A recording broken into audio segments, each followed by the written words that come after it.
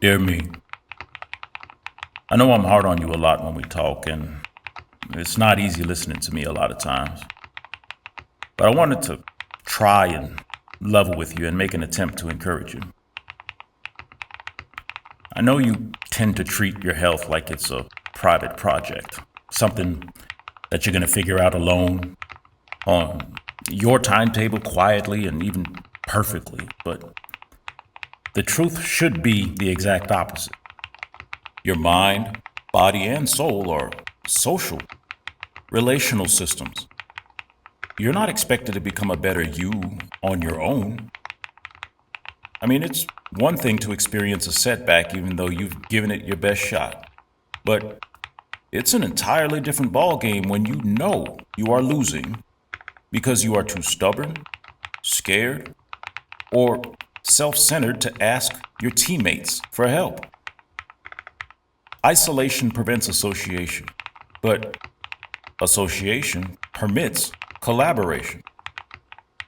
Yeah, I know that's just a fancy way of saying there's no I in team, and you were not designed to do it alone. The people with stronger social connections actually live longer and recover better from illness.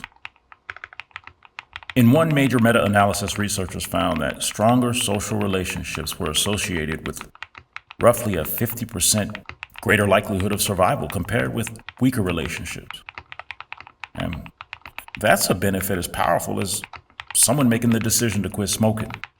It's life-changing. It's not fluff. That's literal extra years on your life and better recovery.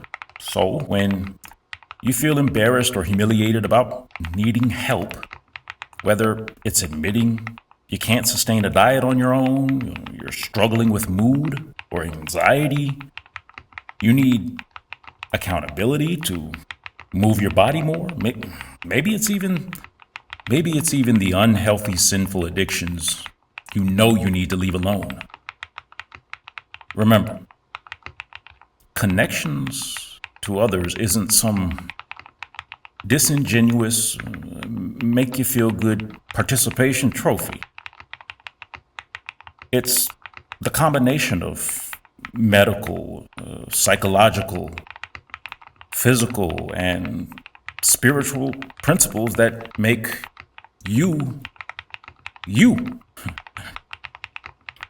Asking for help matters, and people who engage in structured, evidence-based weight loss lifestyle and therapeutic programs generally lose more weight and keep more off than those who rely on advice only or exercise alone.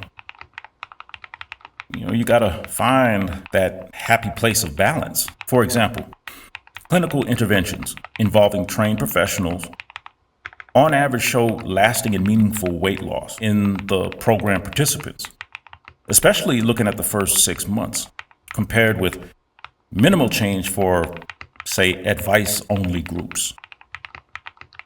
Professional guidance shortens the learning curve and protects against the drifting back to the old habits.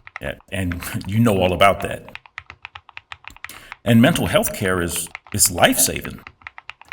When someone is struggling with depression, anxiety, or suicidal thoughts, reaching out for professional care, therapy, medication, when appropriate, crisis resources, reduces risk and symptoms. Public health authorities emphasize that access to treatment, early screening, and safety planning are key parts of suicidal prevention. Asking for help here is not weakness, as some may suggest. Even people close to you. It's not weakness. It's the single most important step towards staying alive and rebuilding your wellness. When it comes to spiritually engaging relationships, for millions, community worship, pastoral counseling, faith-based fellowship, they're more than comfort.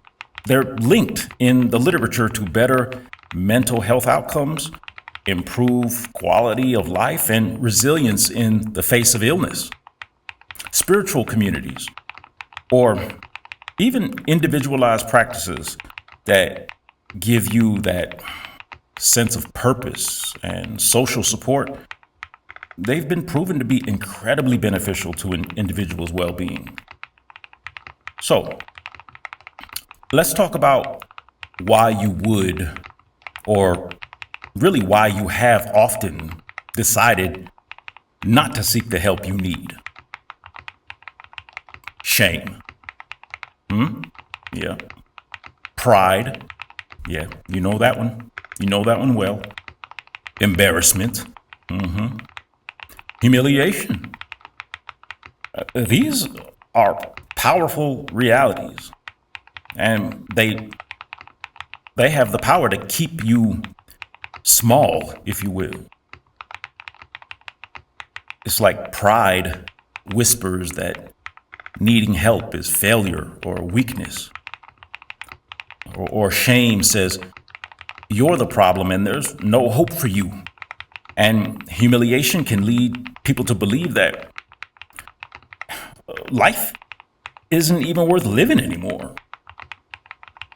But here are 3 practical principles that you can use right now. All right, let's go. 1, asking is replacing ignorance with understanding. It's not a panel of your peers digging through your life with a fine-tooth comb and looking for anything and everything to accuse you of. When you ask a coach, a therapist, a friend, or a pastor for help, you are gathering the often hard-to-hear truth about what works and what doesn't work for you. I mean, that's how the truth works. Test, learn, adjust. All right, check this one out. 2, humility is strategy. All right, it's all about perspective. Humility is strategy.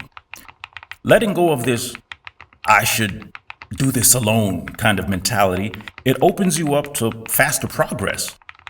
Research shows people in structured programs or with social support do measurably better. Humility isn't moping around feeling sorry for yourself. That isn't what it is. Even scripture says God resists the proud, but he gives grace to the humble. Humility is applying the most effective tool, collaboration, right? Or maybe it could be looked at as partnership or the strength of relationships.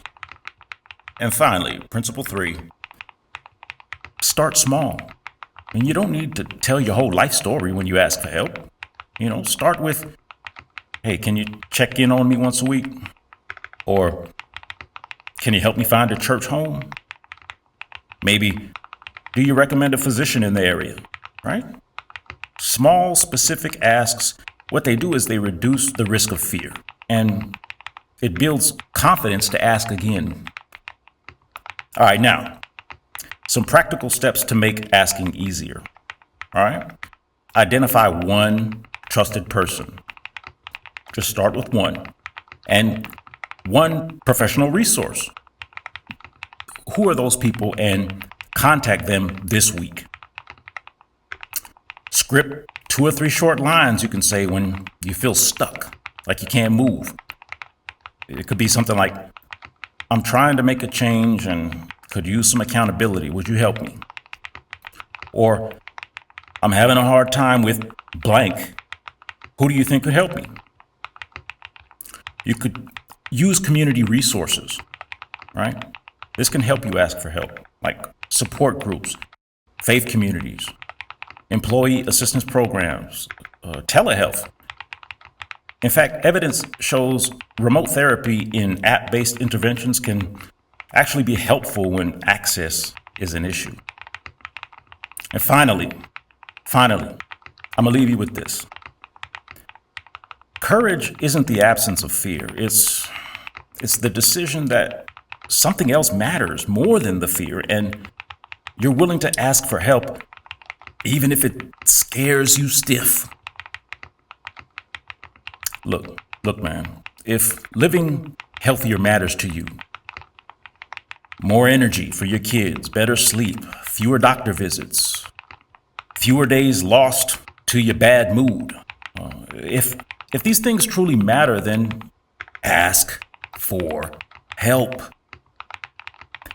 You'll likely live longer, you'll likely feel better, and you'll likely face fewer setbacks. If you let people into your life and into the process, you will likely achieve the goals that you're shooting for. The data, the clinical reviews, and thousands of real lives tell the same story. Asking for help works. So look, be brave enough to be humble.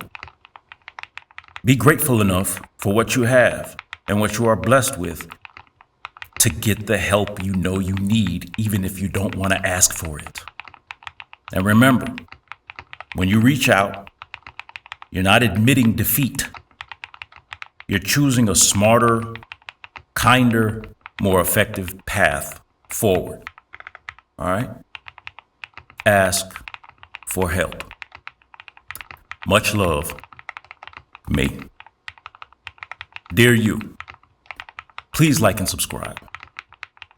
There are millions of folks out there who are just trying to learn how to ask for help. Like, subscribe, leave a comment, and share it with somebody that you know needs to ask for help.